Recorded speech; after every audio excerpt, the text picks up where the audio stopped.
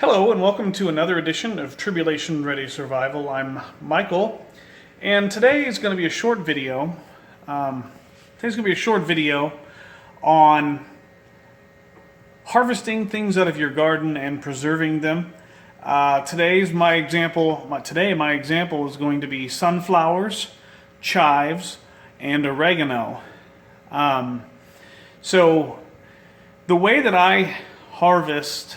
I harvest and I preserve or save everything the same day. So today I cut down some sunflower seeds, or some sunflower heads. I made my fourth harvest of chives. I got my final harvest of oregano and a few other things. So I'm going to show you how I like to take the sunflower seeds out and preserve them. And I'm going to take the chives. I'm going to show you how I preserve those.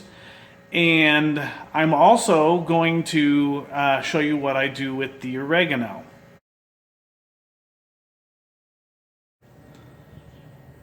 Okay, so I've been asked multiple times by several people, how do you get the sunflower seeds out of a seed head? Well, here's the deal. It's actually difficult and easy at the same time. Now, on this particular one, the birds have kind of helped me out a little bit, and I got this one before they finished it off. So I actually have a little bit of an edge right here that I can work with. But if you don't have an edge on a big sunflower head like this, all you got to do is turn it over, break it in half, just like that. And inside you'll have this foamy, wet, it's moisture. This is how sunflowers store their water. That's why they like heat, and they can live through the heat really well because they store all the water in here. But you'll break the seed head in half and work from here, and you'll just start pushing them out. Now hang on a second, I'm going to clear my space out. I have a baking pan here for the reason that I don't want to lose my seeds. These seeds are important. I've grown them, and I don't want to just get this far to lose them. So what you'll do is do not use a sharp instrument. Don't use a knife, don't use a screwdriver, anything like that. Use your thumb, and you just start pushing them off of there. You got to use a little bit of force, but you just start pushing them off of there. And you still got to pinch them off a little bit. You're going to have to go through these seeds again and just make sure that you have some that don't have worms. Like, for example, these ones right here. That one I'm not going to save. It's got a worm in it, I can tell. But I'm going to have to go through here again. And I'm going to take off all the seeds, and then I will sift through them the best that I can. And get all the ones with worms out. It's just natural. Way it goes.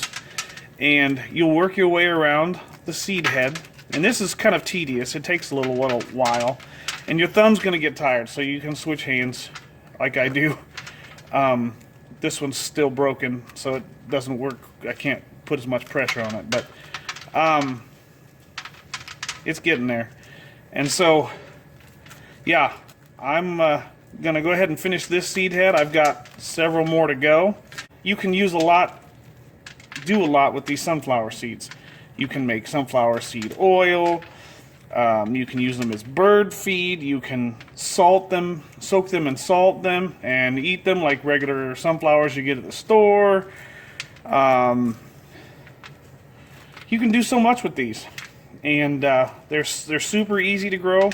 And most of this is going to go towards food, but some of this is going to go towards seed for next year. Also, here's one other thing I forgot to tell you. One of the reasons why you don't want to dry these in your house is because there are little tiny bugs all over these. Little tiny things. Just how it goes when you grow stuff out in the yard, they get bugs on them. And so they'll die off if you can dry them inside a garage or something like that where it's warm and dry. They'll just die off.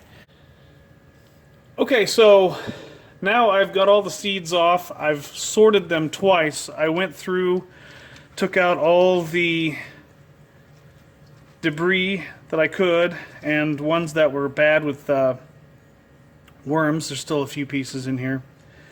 But now I'm going to show you how I dry them out. So sometimes when I dry my sunflower seeds out, I made myself, out of an old window screen, I made myself a drying rack. And you can see that we've got some calendula and some plantain and some clover over here drying out. But I would spread the seeds out on this for about a week and keep rotating them, let the air get to them, and dry them out that way. However, since that tray is still full, and I have another tray, and it's full also, here's another option that you have.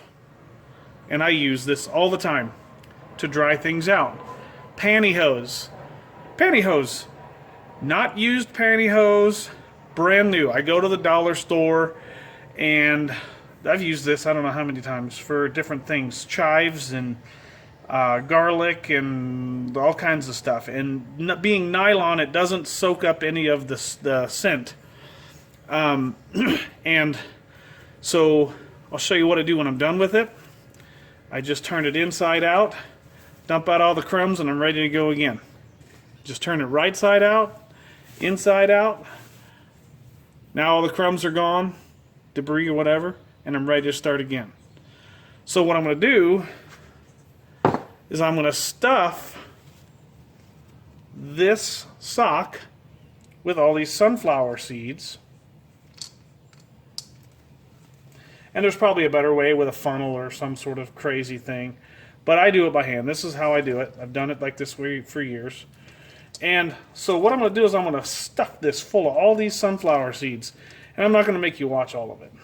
But once I get this stuffed, I'm going to hang it up in a dry area that doesn't get moisture. So it's going to be hanging up in my garage where it's warm and dry. And you can fit a ton. I'm going to fit this whole thing in here. I'm going to finish filling this up and I'll be right back with you. Okay, so this bowl is empty. I'm going to guess probably somewhere between 5,000 and 8,000 seeds in here out of all those seed heads. And I have two varieties. I've got a black, I think they call it black tar or black oil sunflower, and then I've got regular sunflowers. So the purpose of this is it's going to let air circulate all around it. And I'm going to hang it up to dry in my garage in a nice place where it's not going to get bumped up. And I'll be checking it, and I'm just going to move it around once or twice a week. Once or twice a day. Just so they get enough air and they breathe. And so it doesn't take much to hang this. So the way that I do it, so I don't lose any, is I'm going to just tie a little square knot in the back end here, all the way at the top, and now it's ready to hang. One giant sunflower seed sock, if you will. And you could use like an old sock, or you could use just be creative with it, I guess. But I found that over the years, this cheap pantyhose from the dollar store, this is probably 4 or 5 years old. Even if it gets a run in it, it's still usable for quite a long time. And this will also allow any bugs that are in there to get out, which I don't think there are. I have not washed these because this is going to be for seed only. Human consumption, I always wash it. And I usually soak it in seed if I'm going to do that. But if it's If it's for seed, I do not wash it. So this is my way of harvesting sunflower seeds and saving them for seed for next year. And this is going to be way, way, way more sunflower seed than I'm ever going to plant next year. So I often give some to my friends and my neighbors, and I guess I'm willing to sell some, but I've never sold any. But that's sunflower seeds, guys. Okay, so these are the chives that I harvested this morning. So what I'm going to do is I'm going to freeze some of them, and the other half I'm going to dry. So here's what I'm going to do. I have them divided. This half here is going to be dried out, and so what I'll do is I'm going to take a baking pan here, and I will take a good pair of kitchen scissors, and I'm just going to cut them into small pieces. Okay, so once I get the the chives on the pan, I'll put them in the oven here. At 170 degrees, I will keep the door open so that the moisture can come out. And so I'll do that for 20 to 25 minutes, occasionally every 5 minutes or so, moving everything around to make sure it gets nice and dry evenly. And once this is done, then I'm going to do the same thing with the oregano that I have taken off of the stalk, or off of the stem. And we will do oregano the same way. Now remember, 170 degrees is the lowest my oven will go. Yours might go a little bit lower, but the purpose is to dry out the herbs, not to cook them. We don't want to cook them because that's not our goal here. We just want to dry them out to preserve them. We don't want to change the flavor or anything like that. But once they're done, they'll be good in a Ziploc bag or in a spice container, a reused spice container for about a year. And the other half of these I have frozen. The other half of the chives I have frozen. So I washed them, let them sit and dry, and put them in a Ziploc bag, took out as much air as I could, and labeled them, put them in the freezer, and they'll also be good for about 2 years. I'm still using chives from 2020. Okay, so I hope today's video was informational for you today. And we're going to continue to harvest, but we're also going to continue to put out videos that are relevant to survival. Homesteading is an awesome way to provide yourself with the food that you need when you can't go to the grocery store. Also developing relationships with your neighbors and trading. But today's information about preserving the way that I do it,